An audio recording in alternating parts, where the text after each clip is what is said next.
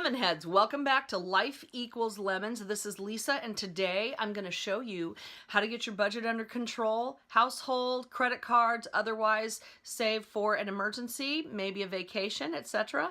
So stay tuned because I got some great information for you. Hang out.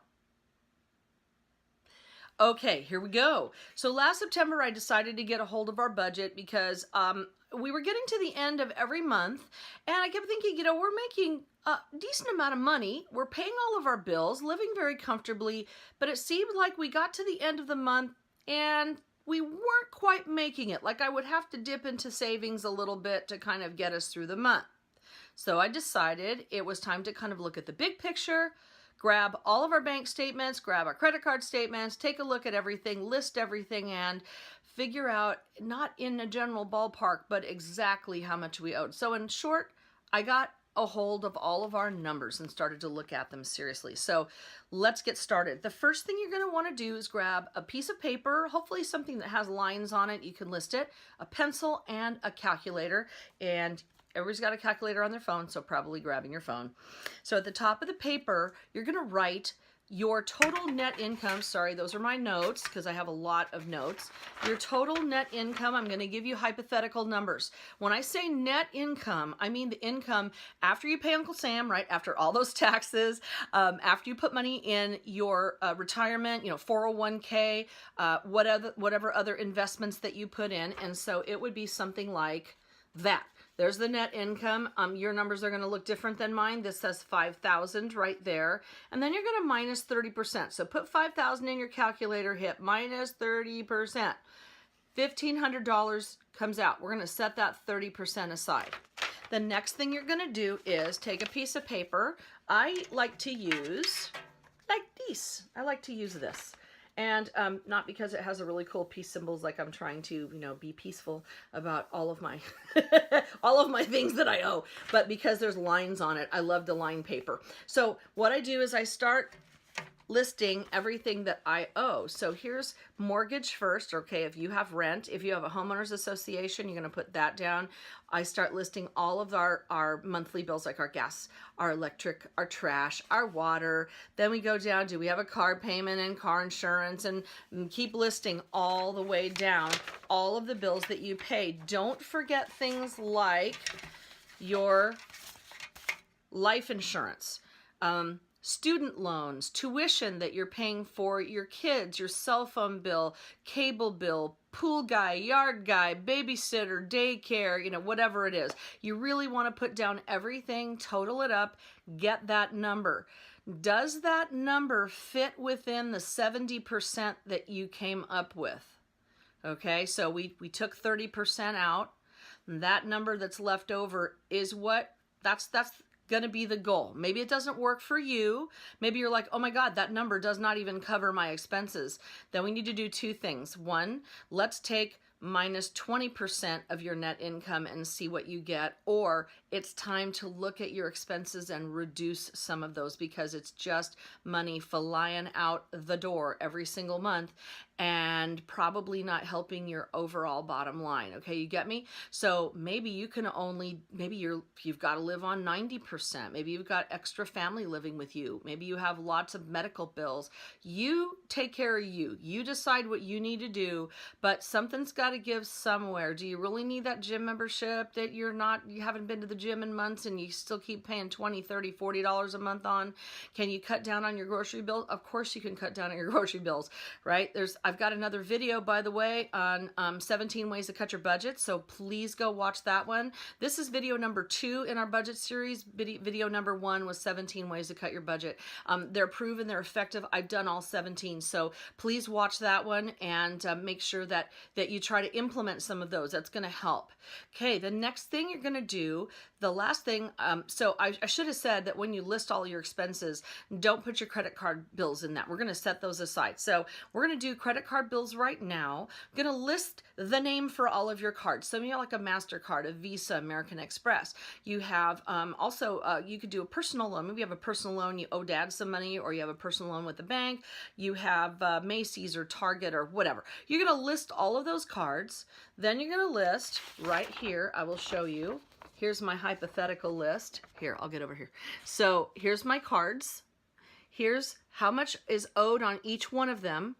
Here in this one was a real surprise for me, is to really look at my credit card debt. Okay, credit card interest. So here are all of the interest rates. Then these are all the minimum payments, all of the minimum payments that each one of these cards expect every month. Here's the total debt right there, $14,191, and my minimum payments are $451. So this is where we're going to start dealing with the biggest debt. This is the stuff you can really get rid of fast. So I did a little research. Americans are actually lowering their amount of debt on credit cards over the last 10 years. About 10 years ago, people in an average American home had $18,000 to $20,000 in credit card debt. We now have about $9,000 to $10,000 in 2019. So things are getting a lot better, but we still have a ways to go. Remember that $14,000 is not just the $14,000 or whatever your number is that you owe. It is also the annual percentage rate that you're paying on all of those. So it's expensive to put money on a credit card. That's just the way it is. Of course, credit card companies want it to be easy for you to open up cards and to spend that money because it helps make them money. So here's what it is. So remember that 70% we figured out? Well, the 30% or 20% or 15% or whatever you have left over is now going to be spent for two things. The first thing is an emergency fund. All right, what is that? It is, for us, it is a separate savings account that is not linked to our other savings and checking. It is not linked at all. It's a separate account we set aside. For some people, they might have to put it in another bank. But please make sure that with your bank, that if you have a separate savings, that it is not connected with your checking, so it will never, ever, ever get yanked out. Make it not easy to use. Don't even have like a debit card with it. Just let it sit there. This has saved our behind twice now in 6 months. So here's the first thing. So I decided, and you can decide too, how much money do you want to set aside every month? $50, $100, $300, $500? We decided to set $300 a month into that savings account. In December, my car had a mechanical failure, an issue, and it cost $668. This is the month that everybody spends the most money because we're buying gifts and we're having parties and traveling and doing whatever. And my husband went, oh my God, $668. Are we going to be able to afford this? I said, don't worry about it. We have money in our emergency account. And I took the $668 out and I paid our bill. No stress. Second thing, didn't have to put it on a credit card. How about that? Didn't have to put it on a credit card. Yay! So we didn't have any more debt. All right. Next thing, about 2 weeks ago, our microwave, after 11 and a half years, went on the fritz. I paid $55 to have somebody come out and diagnose what the heck was wrong with it. And he said, well, the touchscreen is gone. We're going to have to basically put in a whole new little like computer thing. It'll be $479 plus tax. I sent him on his way and said, thank you very much. Started to look for new microwaves. By the way, it's a microwave hood combination, so it has to be the vent hood for our range. So it's a little bit more expensive than just one that sits on the countertop. So for $497, I got a brand new microwave. And it's a nice one. It's a KitchenAid. And replaced our other one, and that was fine.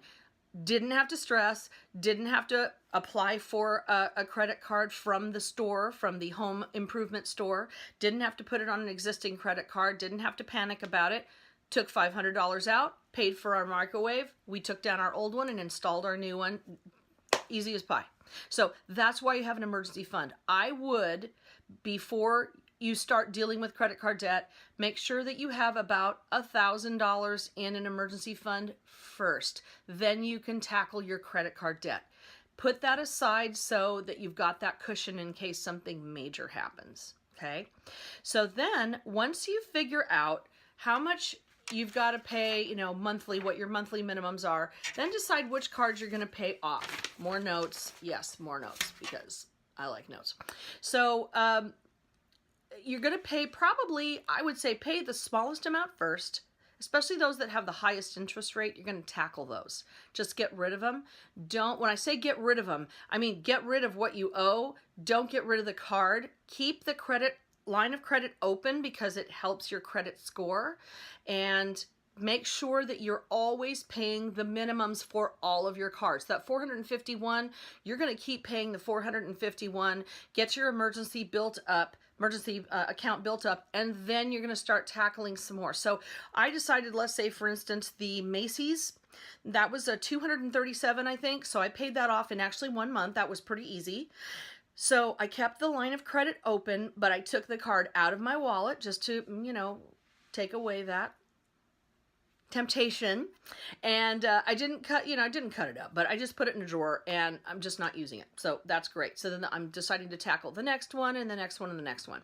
Let me insert something about your credit right here. If you don't already have the app called Credit Karma, make sure that you get that on your phone. Download that. It is free. Everything on that app is free. It will give you 2 of the 3 major credit reporting bureaus. I believe it's Equifax and TransUnion. They will give you the 3-digit score. You do not pay a darn. They will also file your taxes for free. My daughter did it this year. She's a single person. Not only has W-2s, but she also is a 1099 because she does do independent contract work. So even something that's a little bit more than like what would be a 1040 easy, she was able to do on Credit Karma for free. The other guys, the big ones, the giants that start with a T and T, they were not only going to charge her about $100 and something to file her taxes, but they were going to actually not get her a refund at all. So Credit Karma was able to get her taxes filed for free and get her a refund. And it was super easy, no problem at all, and done. So this is not a paid sponsorship. Just make sure that you get that on your phone and keep track. Even if you don't really want to see that number, you do need to deal with it. And especially make sure that no one has grabbed your identity and started committing fraud in your name. That is going to mess up your credit tremendously. So just make sure that you know what's going on.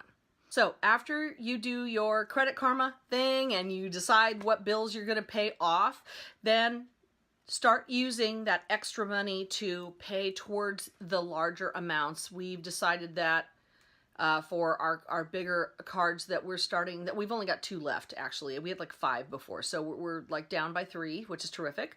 No personal loan left, and we're putting about $500 or more a month towards the 2 MasterCards that we do have, and that is really putting a dent in our debt every single month. Then also our credit scores are going up, so that's really important. So do that. Then you can also start to save besides the emergency fund. How about like for a vacation? How about something fun? How about, are you doing a down payment for a home? My husband and I are starting to save for a wedding for our daughter. So yeah, get that kind of stuff going on too. There's really positive benefits all the way around as long as you know what your numbers are. You got to deal with how much you make, how much you spend, how much you have in credit card debt, do you have an emergency fund, and you'll be able to sleep at night. You know, it's going to be just so much better.